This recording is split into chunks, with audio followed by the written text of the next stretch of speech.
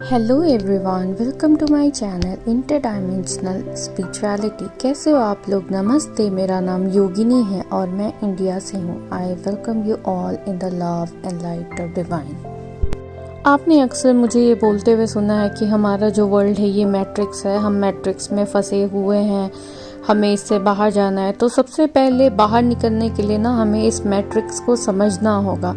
आज हम इस मैट्रिक्स को समझेंगे। 1999 में एक मूवी आई थी मैट्रिक्स।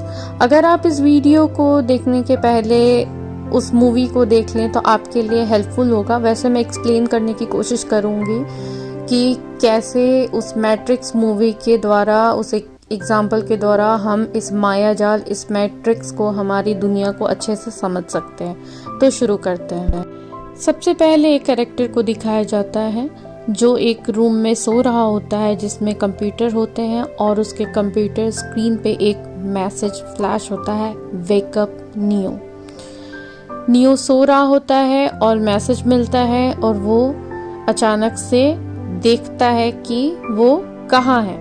उसी तरह हमारी इस दुनिया में, इस सिमुलेशन में हम एक तरह से सो रहे हैं और अभी का जो ये समय है युग परिवर्तन का, तो हमारे लिए एक वेकअप कॉल है कि अब हमें जागना है। यहाँ पे नियो हमारी तरह का एक सीकर है। उसे नहीं पता कि वो सो रहा है या जाग रहा है, जागना कैसा है, क्या है, उसे नहीं पता। तो नियो को यहाँ पे हम एक सीकर मान सकते हैं। तो हम अपने आप को नियो की जगह मान सकते हैं कि हम नियो हैं और हमें एक वेकअप कॉल मिला है। अब दिखाया जाता है कि नियो की एक और पहचान है जिसमें सब लोग उसे किसी और नाम से बुला रहे हैं और वो किसी कंपनी में है, काम कर रहा है, एक एम्प्लॉई है जहाँ पे उसको वक्त से ना आने पे डांट पड़ रही है। बिल्कुल हमारी तरह, जैसे हम एक स्ट्रक्चर्ड एनवायरनमेंट में जीते हैं। सुबह उठना है, काम पे जाना है, पंक्चुअल होना है, ओबीडिएंट होना है। तो ठीक इसी तरह नियो के साथ भी हो रहा होता है। लेकिन नियो को फील हो रहा होता है कहीं ना कहीं कुछ गड़बड़ है। नियो को जो ये फीलिंग हुई कि कुछ तो गड़बड़ है, कहीं कुछ गड़बड़ है, इसकी वजह से ही वो इस खोज में लगा कि मैं कौन हूँ। जैसे हम सब जो आज इस वीडियो को आप लोग देख रहे हो, आप लोगों को भी कहीं ना कहीं इस बात का अंदेशा होगा, आप लोगों को कहीं ना कहीं ये महसूस हुआ होगा कि इस दुनिया में कुछ तो गड़बड़ है। इसी वजह से आप भी इस खोज पे आए हो, जैसे नियो इस खोज पे आया कि कुछ ना कुछ गड़बड़ है। उसके बाद क्या होता है कि नियो को पकड़ने के लिए कुछ लोग आते हैं जिनको एजेंट बोला जाता है। वो नियो को कहीं ले जाना चाहते हैं। तो नियो के समझ में नहीं आता कि अचानक से क्या हो रहा है। उसकी जो शांत लाइफ थी उसमें अचानक से पूरा तूफान आ गया। वो आराम से एक जॉब कर रहा था, जहाँ आता था जाता था, साधारण जिंदगी जी रहा था, लेकिन अचानक से उसकी लाइफ पूरी पलट जाती है। जैसे कि हम लोगों के साथ होता है, हमारी जब स्पिरिचुअल अवेकनिंग होती है तो हमारी लाइफ पूरी पलट जाती है और हम इस चीज़ को नहीं समझ पाते। हमको लगता है कि हमारी इतनी अच्छी लाइफ थी, जॉब चल रही थी, सब कुछ अच्छा चल रहा था, रिलेशनशिप चल रहा था, अचानक से ये क्या हो गया, सब कुछ उलट पुलट हो गया, जैसे नियो की लाइफ में हुआ है। तो ये जगाने के लिए जब हम इस चीज़ को महसूस करते हैं ना कि हम कहीं ना कहीं बेहोश हैं, सो रहे हैं, तब जब हम जागने की कोशिश करते हैं तो ये जो लाइफ होती है हमारी, ये उलट पुलट जाती है। जैसे नियो की लाइफ उलट पुलट गई और उसको नहीं समझ आया। उसके बाद उसको जो एजेंट नाम के कुछ लोग हैं वो उसको पकड़ के ले जाते हैं और उससे पूछताछ कर रहे होते हैं। वहाँ पे नियो जब अपनी फ्री विल का यूज करना चाहता है, कुछ बोलना चाहता है, तो वहाँ पे उसको रोक दिया जाता है, उसका मुंह बंद कर दिया जाता है और सीन में ये दिखाया जाता है कि नियो बोलना चाह रहा है पर वो बोल नहीं सकता क्योंकि उसका वो जो माउथ वाला पोर्शन है वो नहीं है। इस सीन से हम ये पता चलता है कि जो एजेंट है, यानी जो एलिट्स हैं, वो किस तरह से हमें नहीं बोलने देते। अगर किसी के मन में कोई सवाल है तो वो उनका मुंह बंद कर देते हैं और कैसे इस स्ट्रक्चर को वो कायम रखते हैं और कैसे नियो जैसे हमारे जैसे सीकर्स को हटा दिया जाता है, उनको चुप करा दिया जाता है। उसके बाद दिखाया जाता है कि वो नियो के अंदर कुछ इम्प्लांट कर देते हैं, उसके नेवल में, उसके नाभि में कुछ डाल दिया जाता है, कोई इम्प्लांट डाला जाता है जिससे वो हर पल नियो को ट्रैक कर पाए, नियो पे नियंत्रण रख पाए। ठीक हमारी तरह हमारे अंदर भी इम्प्लांट्स डाले गए हैं।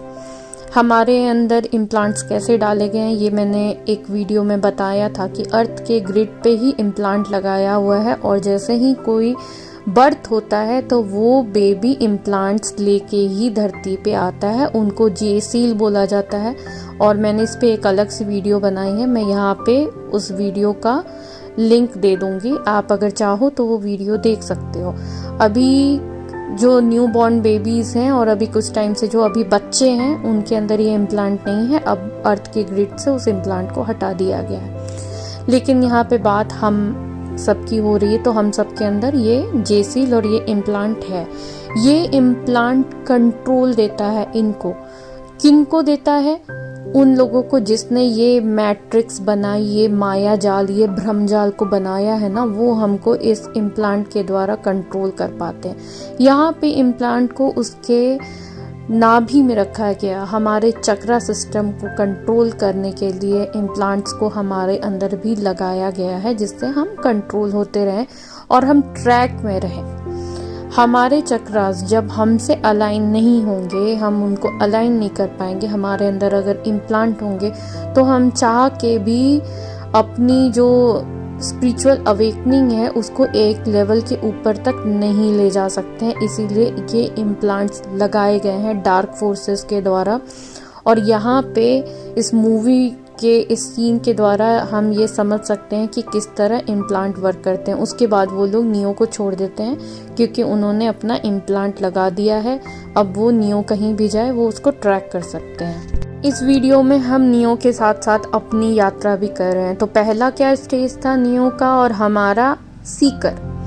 नियो और हम सीकर वाले स्टेज पे थे। अब थोड़ा ये चीज़ और आगे बढ़ती है और हम बढ़ते हैं क्यूरियस वाले स्टेज पे, स्टेज 2 पे आते हैं, जहाँ पे नियो भी क्यूरियस है और हम भी क्यूरियस हो जाते हैं कि आखिर क्या चल रहा है। हम जानना चाहते हैं कि चीज़ें क्या चल रही।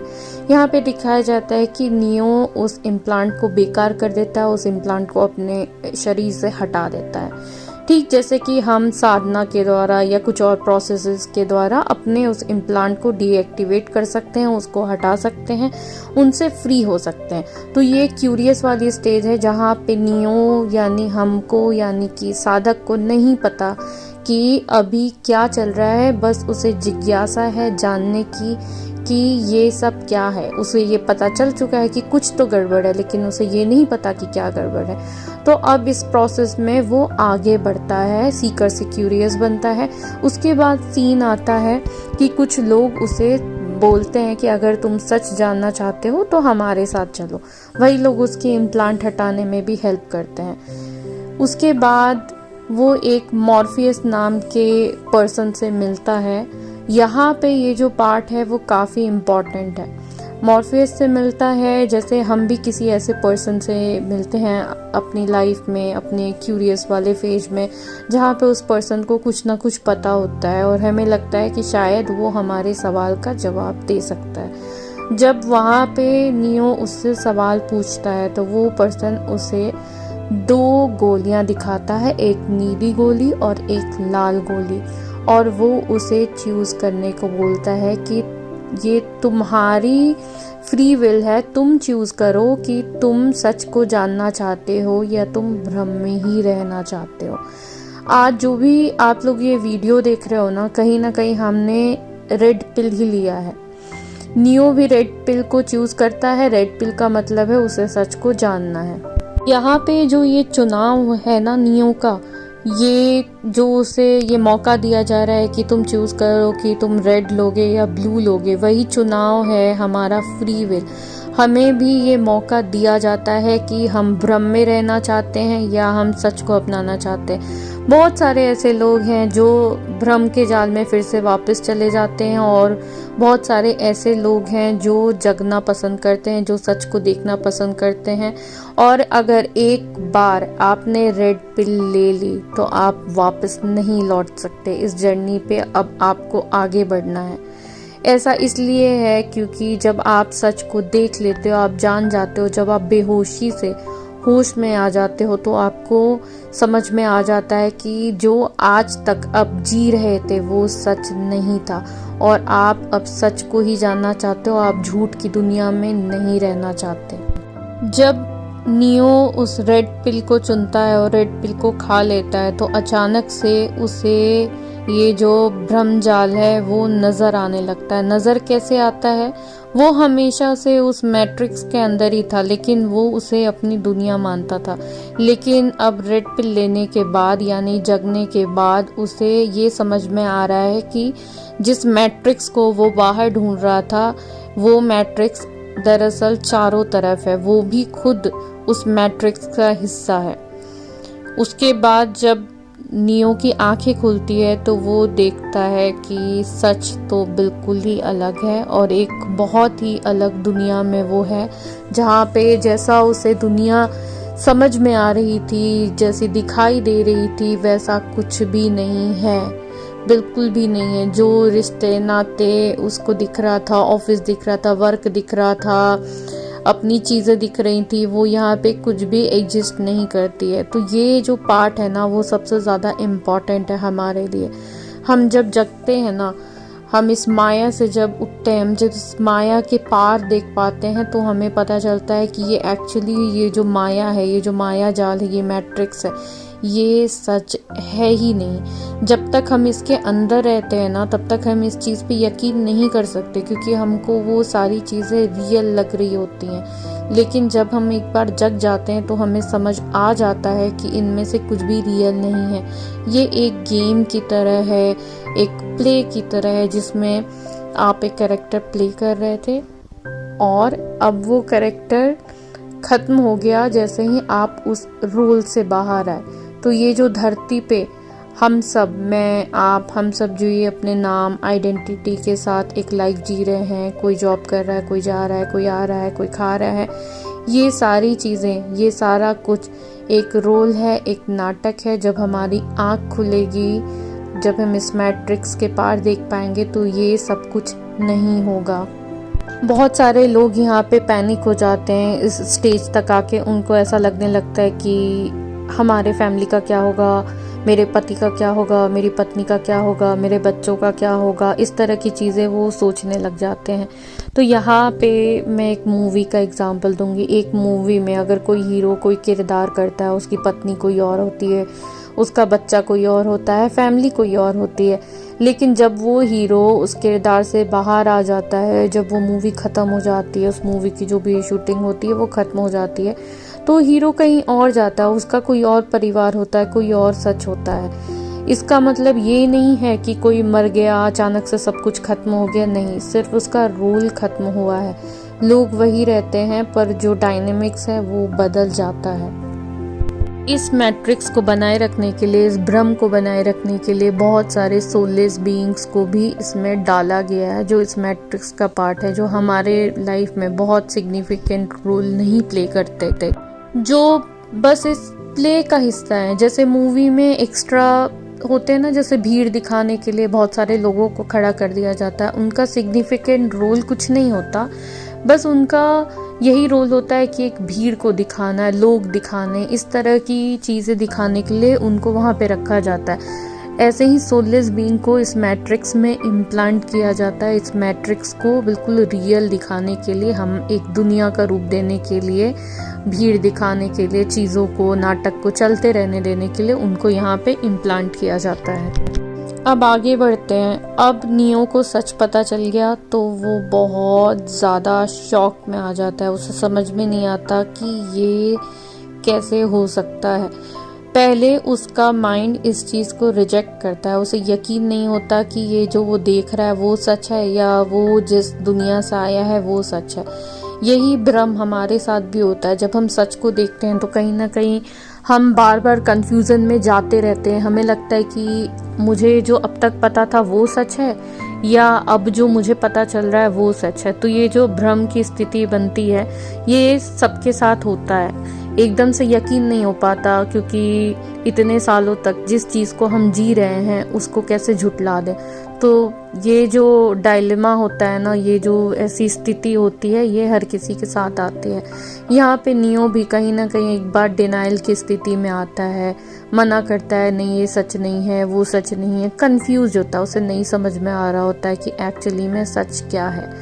जब वो रियलिटी में अपनी आंखें खोलता है तो बोलता है कि मेरी आंखें इतनी जल क्यों रही हैं। ये सेंटेंस भी मुझे हमारे लिए बहुत इम्पोर्टेंट लगा। मेरी आंखें क्यों जल रही हैं? जब हम सच को देखते हैं ना, तो कई बार हमारी लाइफ में उथल पुथल होता है, हमारी आंखें, हमारी थर्ड आई, हमारी जो चीज़ें हैं ना, वो बिल्कुल डिस्टर्ब हो जाती हैं। तो हमें लगता है कि ये क्या हो रहा है, ये ऐसा तो नहीं होना चाहिए था। कई बार लोग बहुत ज़्यादा पैनिक भी हो जाते हैं। तो यहाँ पे उसे जो जवाब मिलता है वो भी बहुत ज़्यादा इम्पॉर्टेंट है। उसे जवाब ये मिलता है कि तुम्हारी आंखें इसलिए जल रही हैं क्योंकि ये पहली बार खुली हैं। ये चीज़ हमारे लिए काफ़ी इम्पोर्टेंट है, क्योंकि हमारी आंखें भी पहली बार रियलिटी को देखती हैं, तो हमारी आंखें भी चलती। हम पहली बार इस सच को देख पा रहे हैं। पहली बार जब हम इस मैट्रिक्स के बाहर देखते हैं, पहली बार जब हम अपने परसेप्शन को चेंज करते हैं, पहली बार जब हम उस नज़र से इस मैट्रिक्स को, इस भ्रम जाल को देखते हैं, तब हमारी आंखें एक्चुअली में पहली बार खुली होती हैं। अभी तक हम बस बेहोश होते हैं, हम एक सपने में होते हैं। तो यहाँ पे भी नियो की स्थिति वैसी ही है। वो जब उठता है, वो एक 25-30 इयर्स का एक पर्सन है, पर उसकी आंखें पहली बार खुली होती हैं। वो अब तक बेहोशी में अपना जीवन जी रहा होता है, जैसे हम सब बेहोशी में जी रहे होते हैं। यहाँ पे नियो को ये पता चलता है कि जो जिंदगी वो जी रहा था वो एक तरह की प्रोग्रामिंग थी। जैसे हमें ये पता है कि ये माया है, ये भी एक प्रोग्रामिंग की तरह है, ये एक सपनों की दुनिया है। सुन के ये बहुत अजीब लगता है, हमें यकीन नहीं होता, क्योंकि इस माया में हम सोते जागते हैं, जीते हैं, अपना पूरा जीवन बिताते हैं। कभी कभी ऐसा भी होता है कि पूरी ज़िंदगी जीने के बाद भी हमें होश नहीं आता है। तो इसी तरह नियो को भी समझ नहीं आता, लेकिन धीरे धीरे जब वो सच को देख चुका है, अब अपनी आंखों से, जब वो रेड पिल ले चुका है, जब उसने अपनी फ्री विल का यूज़ करके इस सच को जानने की कोशिश की है कि इस मैट्रिक्स के बाहर क्या है, बिल्कुल हमारी तरह, तब वो इस सच को समझ पा रहा है कि ये जो मैट्रिक्स है वो एक्चुअली में प्रोग्रामिंग है, और ये वर्ल्ड किस तरह से एक सिमुलेशन है जो रियल नहीं है, एक प्रोजेक्शन है जिसमें नियो को और हमारे जैसे लोगों को कैद कर दिया गया है। ये सारी चीज़ें किसने की? उसने की जो हमें गुलाम बना करके रखना चाहता था, जो हमारा फ़ायदा उठाना चाहता था। इस मूवी में दिखाया गया है कि मशीनों ने ऐसा किया, लेकिन यहाँ पे हम इसे समझ सकते हैं कि रेफरेंस कहाँ है। मैंने अपने लास्ट एक वीडियो में बताया था कि किसने हमारे साथ ऐसा किया और इंसान होने के पहले हम कौन थे। उसका भी मैं लिंक ऊपर में डाल दूंगी आई बटन में, तो आप देख सकते हैं। तो किसने हमें फंसाया? अनुनाकीज ने हमें फंसाया है इस मैट्रिक्स वाले वर्ल्ड में। अभी भी नियो का यही प्रश्न होता है कि रियलिटी क्या है। जैसे हम अपने आप से पूछते हैं, हम बाहर भी पूछते हैं कि रियलिटी आखिर क्या है। अगर ये सब मैट्रिक्स है, ये एक प्रोग्रामिंग है, सिमुलेशन है, तो एक्चुअली में जो सच है वो क्या है? इस सच का सच क्या है? तो ठीक उसी तरह नियो भी यही पूछ रहा होता है कि सच क्या है, और अभी तक जो वो जीवन जी रहा था वो इतना झूठा कैसे हो सकता, जबकि वो बिल्कुल रियल लग रहा था। अब यहाँ पे एक सीन में एक व्यक्ति की एंट्री होती है, एक पर्सन आता है जो नियो को ये बताता है कि वो इस मैट्रिक्स में पैदा नहीं हुआ है, और इसीलिए वो इस सच को जानता है। इस मैट्रिक्स में रहने के बाद भी वो यहाँ पे फंसा हुआ नहीं है। ये पर्सन जब नियो को ये बोलता है कि वो यहाँ पैदा नहीं हुआ है, वो बाहर से आया है, तो नियो को ये चीज़ बहुत शॉकिंग लगती है। अब यहाँ से हम इस चीज़ को समझ सकते हैं कि किस तरह जो स्टार सीड्स हैं वो यहाँ पे आए हैं, जिनको कहीं ना कहीं ये नॉलेज है, उनके सबकॉन्शियस माइंड में उनके अंदर ये चीज़ स्टोर है और वो लेटर ऑन लाइफ में इस चीज़ को रिट्रीव भी कर लेते हैं, इस इंफॉर्मेशन को, कि वो यहाँ से नहीं है। और ये स्टार सीड ही हैं जो इस मैट्रिक्स में कहीं ना कहीं ग्लिच को, कहीं ना कहीं चीज़ों को देख पाते हैं और समझ पाते हैं।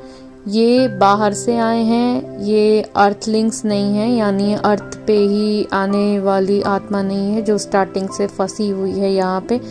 ये बाहर से आए हैं, वॉलेंटियर्स हैं, अपनी इच्छा से आए हैं और हमारे इस असेंशन में, अर्थ के असेंशन में मदर अर्थ को हेल्प करने आए हैं। तो यहाँ पे ये पर्सन यही बताता है कि वो बाहर से आया है, तो इसे हम स्टार सीड समझ सकते हैं। ये स्टार सीड को रिप्रेजेंट कर रहा है कि किस तरह से स्टार सीड बाहर से आए हैं और वो यहाँ पे नियो और नियो जैसे लोगों की हेल्प करने आए हैं। हम में से बहुत सारे स्टार सीड इस चीज़ से रिलेट कर पाएंगे कि कहीं ना कहीं उनको ये चीज़ हमेशा से महसूस होती थी कि इस मैट्रिक्स में, इस भ्रमजाल में कुछ तो गड़बड़ है, इस दुनिया में कुछ तो गड़बड़ है।